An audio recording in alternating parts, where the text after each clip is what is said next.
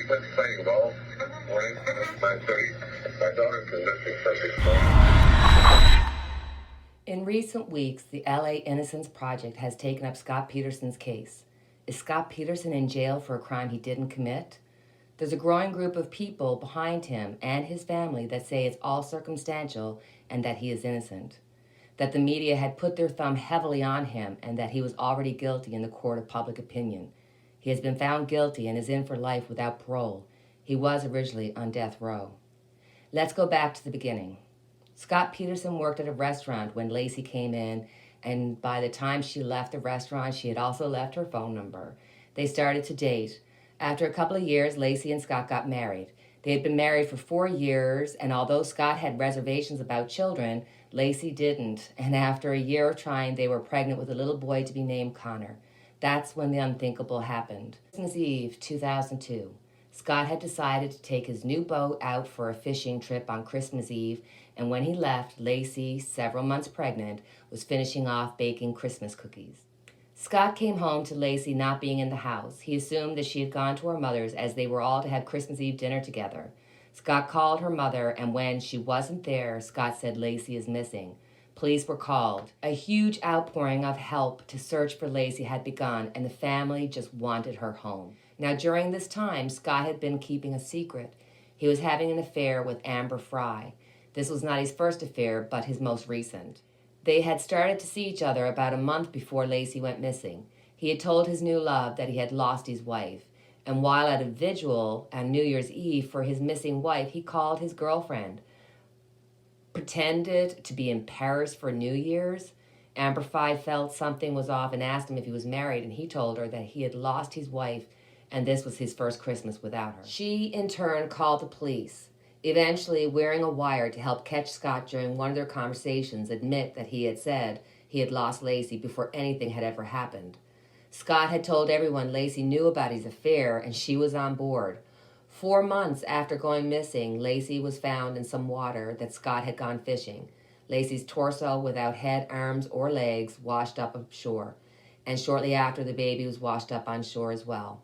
Scott Peterson had blonded out his hair and had a car full of survival gear, clothes, money, and it looked as though he was trying to run away to Mexico. Scott was arrested and found guilty and is now in prison. So, my dear friends, I thought we will have Tarot look at a couple of questions regarding Scott Peterson. First, is he going to get a new trial? I mean, from all the resources that I've looked at, it looks like they're thinking absolutely not. He's not going to get a new trial. But we'll ask Tarot. And I want to know if he's innocent or he's guilty. So let's look at Scott Peterson and what he had, what his, his thumbprint, that energetic thumbprint of that night. Let us have a look at it. We'll do a Celtic cross on Scott Peterson and see what happened that night. Is he guilty or is he innocent? So first, let's look at, will he get a new trial? Will he get a new trial? For and against. Will he get a new trial? You know what? I know that the news keeps saying no, no, no, but I've, after asking Tarot like several times, and it keeps coming up with this yes, this very possible yes.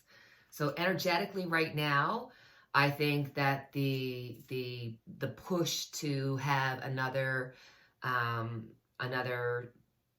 trial is really, really strong. Going for it, they've got law on their side. I think the fact that they can show that there was somebody on the jury that, you know, that had done wrong, but then they said it didn't hurt the overall case, but it just looks like rules and regulations are what's going for them. Going against them is the news, is the media, is the information that's coming out. It's like anytime you talk about Scott Peterson, it becomes a big story because it was a big story back in the day. And I mean, he's been in jail all this time, and you've got people saying, hey, he's actually, you know, innocent of it all. But this is all the movement, the fast movement, the news and everything else kind of. So, you know, I mean, if I go with the news, I'm going to say absolutely not. He's not going to have another court case. But if I go with what Tarot's telling me, it's very possible. So I think it's very possible. I'll go with tarot. So when it comes to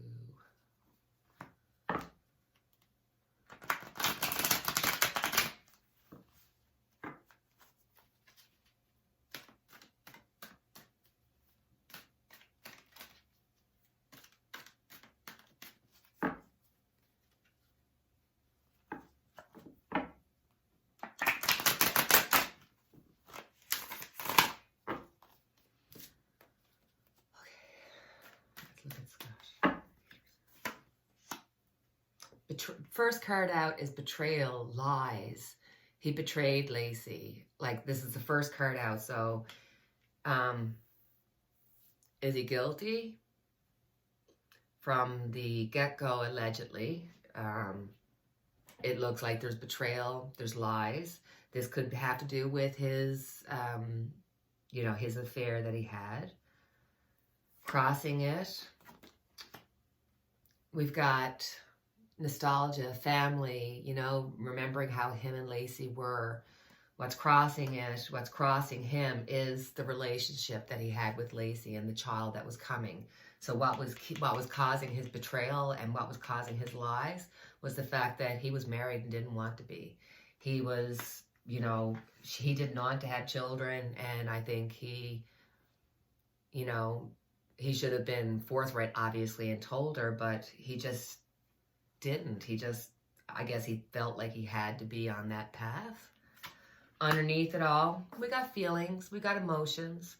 So I think at some point he really did have strong feelings towards her, like a love feeling towards her, even though he might be a player and he might be wanting to, sow his wild oats outside. That doesn't mean he couldn't have loved her at the same time. And she had a very strong love for him, a very strong, overly emotional love for him. In the past, wow, we got the Six of Pentacles.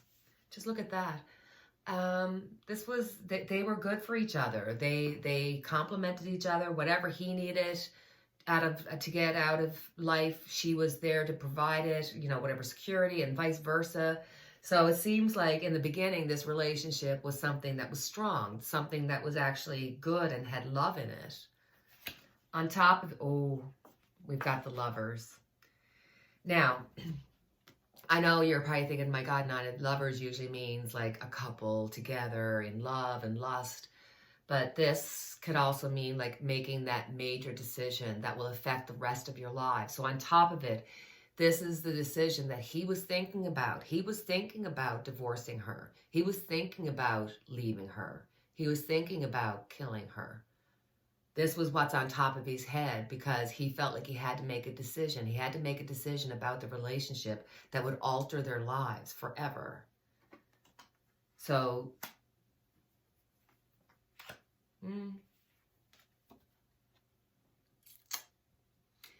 he lost, and the sadness that was caused by it, the pain and suffering that was caused by this event to hurt so many in the family, and I mean the precious child, and just it's just all pain and heartache and just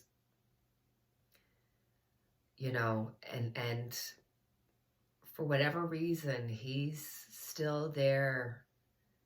He feels like he's charismatic enough, or he's like that he has something about him that he could get off with this. I mean, that's the feeling that I'm getting, that he feels like he could actually get off with this, if only. Because this is the pain and the suffering. You tell me they had a tower moment.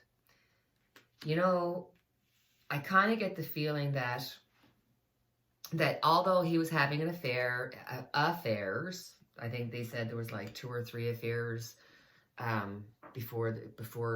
during that time, that year's time as Lacey was pregnant. I think that from the cards, it's like he had this moment where he just said, this is not what I want, and it's like he blew up. Like whatever happened, whatever Lacey had said is like something just clicked in his head, and he just couldn't. It's like he had been thinking about wanting to get away, but he couldn't get away because he didn't want to be the bad guy. And there's all this feeling that goes with it. But then there's like this great big kaboom because it's going to happen. He just couldn't help it. It was like overstressed, overworried.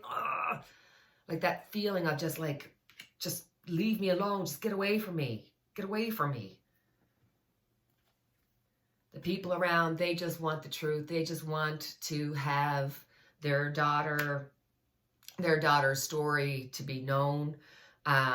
This is just people wanting to know what's the real story, to have a definitive proof that he did not do this. Because when we look at the evidence, of which there was a lot, there was no DNA, there was no blood spatters, there's nothing that they could find that would be like DNA or a footprint or a thumbprint.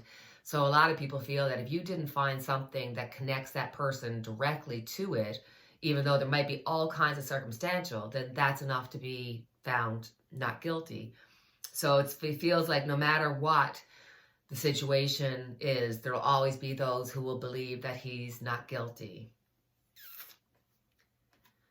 He just wishes he could walk away from all of this and just have a regular life again. I think this is sort of twofold, because I think there's a part of him that thinks, if only I just had to have allowed for my wife and Connor to be alive, that had I changed things up, had I left the relationship, had I, coulda, shoulda, woulda.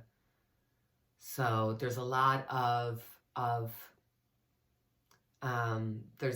he regrets this a lot, but it's more regret for himself. It's not regret for Lacey and the baby.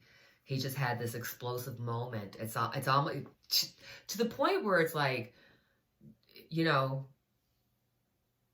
is he aware that he did it? It's like, it was that kind of that's how, like, whatever she was saying, it was just like he finally just burst it, and that was it. He had enough.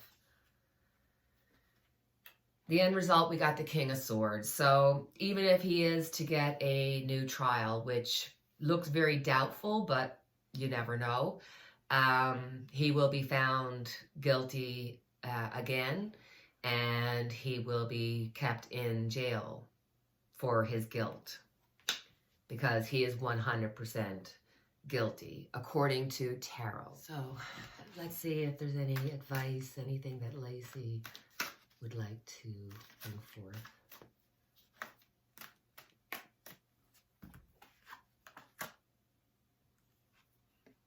Temperance. To bring temperance is for her to say, listen, you know, things happen on earth for a reason. Everything happens for a reason. And that her and Connor's life was purposeful, and they fulfilled their destiny in that lifetime, and that this is about teaching people about balance, about ensuring that you can meet somebody and be able to realize that not everybody has the emotional or the mental capacity to love the way that you'd like them, that some people have issues. And Scott was one of those people that he wanted to be married and do all that stuff in theory, but the reality was that that's not what he wanted, and he should have walked away, because then the imbalance happened, and whatever, like, because it's very much like a snapping in the brain. Something snapped and he was just done. So this is about making sure that you take care of yourself, take care of self-care, mental care, all those kinds of things, because but for the grace of God go I, you know, that kind of a thing. So God bless her. Thank you. All right. So my dear friends, I hope you enjoyed our reading. As always, I have our unity candle. You can't. Our unity candle lit for each and every one of us. And until the next time we chat, take care, cheerio, and God bless.